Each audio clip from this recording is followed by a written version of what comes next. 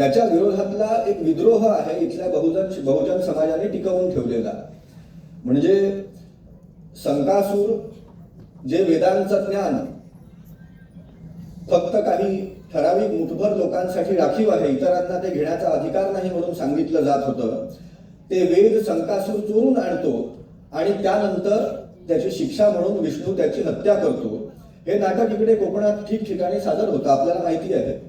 मला वाटतं यामध्ये इथल्या बहुजन समाजाचा विद्रोह आहे ज्ञानासाठी, ज्ञान मिळवण्याचा आपला अधिकार बजावण्याची त्याची भूमिका आहे. त्यावर मागे एक नाटक केलं गेलं, त्यात दाखवलं गेलं की त्याची हत्या बरोबरच होती, कारण ते सत्पात्री दान नव्हतं, ज्यांची पात्रता नाही त्यांना ते ज्ञान दिलं जात होतं आणि म्हणून त्याला ठार मारलं, हे संस्कृतीसाठी आवश्यक होतं असं दाखवणारं एक नाटक सादर केलं गेलं आणि त्याला गोवा संस्कृती खात्याकडून पाठबळ मिळालं, आर्थिक पाठबळ.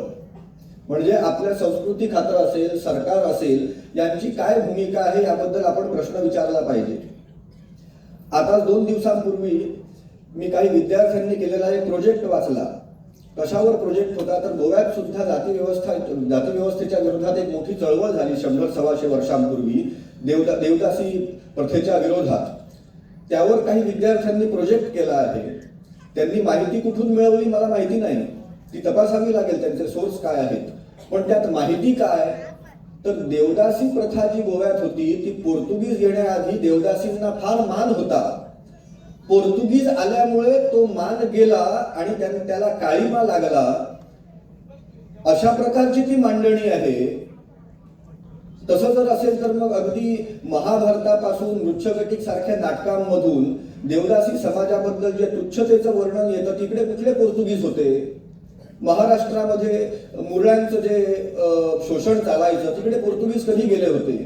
म्हणजे आज शिक्षणातूनही हे सांगितलं जातं आहे की पूर्वी आपला हिंदू समाज फार चांगल्या परिस्थितीत होता, सगळे सुखाने नांदत होते.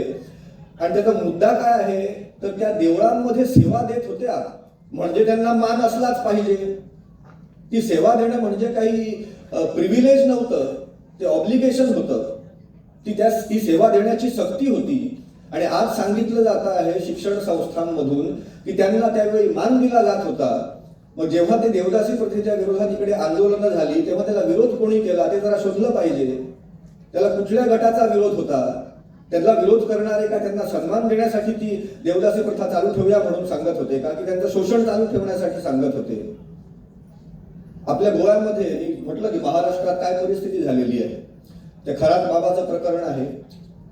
फुलेंनी 150 वर्षांपूर्वी लिहिलं होतं की ब्राह्मण काय करतात तर जेव्हा त्यांना डायरेक्ट शोषण करता येत नाही तेव्हा ते बहुजनांमधला कोणतरी एक बागलकोटचा स्वामी उचलतात, त्याला बसवतात कुठल्या तरी पीठामध्ये आणि मग ठिकठिकाणी त्याच्या नावाने पैसा मागत फिरतात.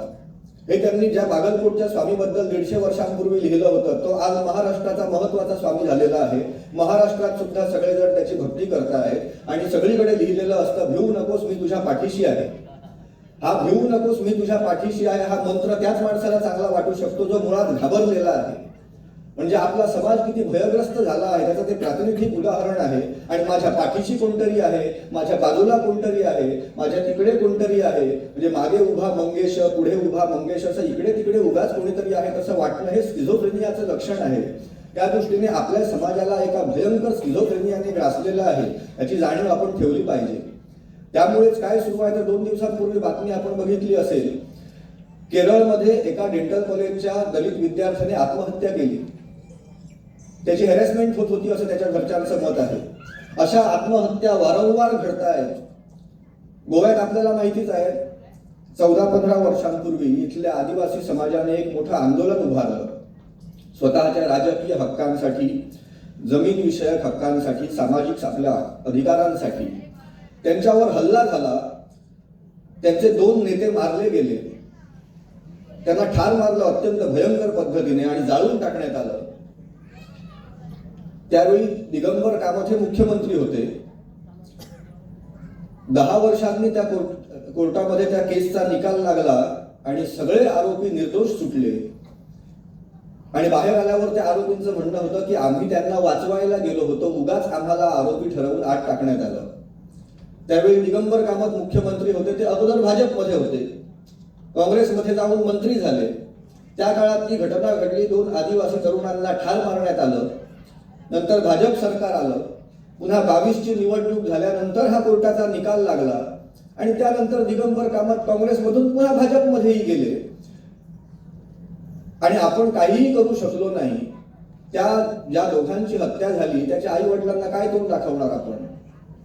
म्हणजे समाज म्हणून आपली काय परिस्थिती आज झालेली आहे ते आपण बघू शकतो. इथे UGC इक्विटी रेग्युलेशन्स ऍक्टचाही उल्लेख केलेला आहे पत्रामध्ये. सुप्रीम कोर्टाने त्याला स्थगिती दिली आहे. म्हणजे एकीकडे त्या जातीय भेदभाव, जातीय अत्याचार टाळण्यासाठी युनिव्हर्सिटी कॅम्पसमध्ये काही कायदे केले पाहिजेत म्हणून हा कायदा केला गेला. तो करण्यामागे सरकारचा हेतू फार चांगला असेल असं मला बिलकुल वाटत नाही. तो अगोदर कायदा करायचा आणि नंतर दुसरीकडून त्याच्या विरोधात याचिका कोर्टात सादर होईल याची सोय करायची आणि प्रकरण नंतर लटकवत ठेवायचं. इतकं साधं राजकारण हे असावं असं माझं प्रामाणिक मत आहे. आणि त्याला स्थगिती दिलेली असताना एका दलित विद्यार्थ्याने काल त्याने आत्महत्या केली म्हणजे आपण कुठल्या परिस्थितीत आहोत ते समजू शकतं. शिक्षणाबद्दल सांगितलेलं आहे आपल्याला. आत्ता या क्षणी नोएडा आणि इतर भागांमध्ये काही कामगारांचं आंदोलन सुरू आहे, धरपकड सुरू आहे. त्या कामगारांचं एवढंच म्हणणं आहे की आम्हाला 8 तासांच्या कामाचा अधिकार आहे तो द्यावा, किमान वेतन द्यावं. त्याबद्दल कित्येक कामगारांना पोलिसांनी पकडून नेलं आहे. एक मोठं आंदोलन सुरू आहे. आणि त्यावेळी इथल्या सुप्रीम कोर्टाची काय स्थिती आहे तर काही दिवसांपूर्वी घर कामगार जे आहेत, मोठ्या शहरांमध्ये मोठ्या प्रमाणात घर कामगार काम करतात, तर त्यांना काही अधिकार असावेत म्हणून जेव्हा कोर्टात याचिका सादर केली तेव्हा देशाच्या सरन्यायाधीशांनी सांगितलं की घर कामगारांना जर असे काही अधिकार दिले तर घराघरामध्ये वाद निर्माण होतील. हाच आर्ग्युमेंट कधी काही कामगारांच्या बाबतीतही केला जायचा की कामगारांना जे काही अधिकार आहेत ते त्यांना जर असले तर मालकाबरोबर त्यांचा संघर्ष होईल.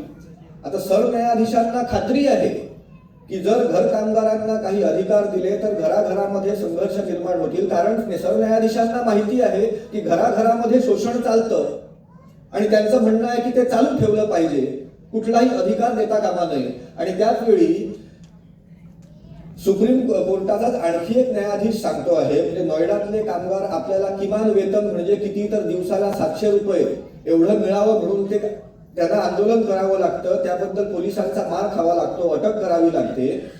आणि सुप्रीम कोर्टाचे न्यायाधीश काय सांगतायत तर 2.5 लाख रुपये पगारात घर चालवणं कठीण आहे. वकिलांची मुलं परदेशात शिकत असतात तर त्यांना बरेच खर्च आहेत.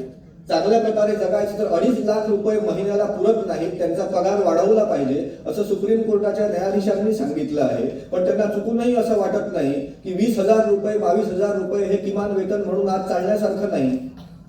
म्हणजे ते कोणाच्या बाजूने न्याय देत आहेत हे आपल्या लक्षात येतं. त्यामुळे मला मुद्दाम असं सांगावं असं वाटतं की नुसता संविधानाच्या नावाने जयघोष करून काही होणार नाही. त्यातली मूल्य खरीच राबवली जात आहेत का, लोकांना अधिकार त्यांचे मिळत आहेत का याबद्दल आपण विचार केला पाहिजे.